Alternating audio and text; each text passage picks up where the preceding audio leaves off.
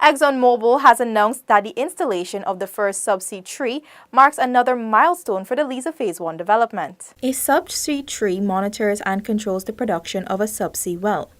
Affixed to the wellhead of a completed well, it can also manage fluids or gas injected into a well.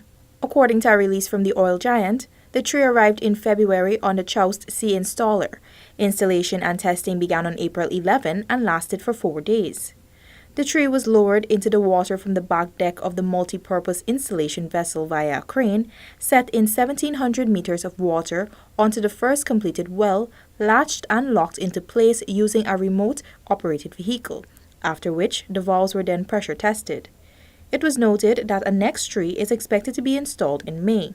The Liza Phase 1 development includes a subsea production system and a floating production storage and offloading vessel designed to have the capacity to process up to 120,000 barrels of oil per day from 4 subsea drill centers consisting of 17 wells, including 8 producers, 6 water injectors, and 3 gas injectors.